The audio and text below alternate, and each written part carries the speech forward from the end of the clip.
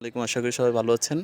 আমার ছাদ বাগানে পেয়ারা গাছ এখন ৩টা আছে। ৩টার ভিতরে এই যে পেয়ারা আসতেছে, ছোট ছোট পেয়ারা। বড় পেয়ারা ছিল, ওগুলো সব ফালাই দিছিলাম। তো বর্ষাকালে পেয়ারার ভিতরে পোকা হয়। আর এই যে লাল পেয়ারা, এটার এখন পর্যন্ত ফল খাওয়ার সৌভাগ্য হয় নাই। একবার ফুল আসছে, এরপরে আর কোনো ফুল আসার কোনো নাম নাই। গাছের পাতাগুলো কেমন জানি, বুঝতেছি না।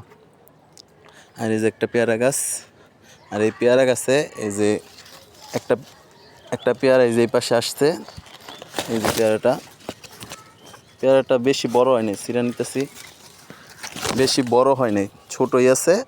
তো ছোট অবস্থায় পারার মূলত কারণ হচ্ছে যে প্রতিদিন যেই পরিমাণ বৃষ্টি হইতেছে, আর দু একদিন থাকলে হয়তো বা এটাতে পোকাও হয়ে যেতে পারে।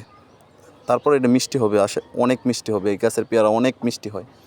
আর বড় আছে কিনা জানি না, একটাই হঠাৎ করে পানি দিতে এসে দেখি একটাই বড় আছে। তো সবাই ভালো থাকবেন, আসসালামু আলাইকুম। আর সবাই 5 ওয়াক্ত নামাজ পড়বেন, আর দোয়া করবেন আমার ছাদ বাগানের জন্য, আমার জন্য। আসসালামু আলাইকুম।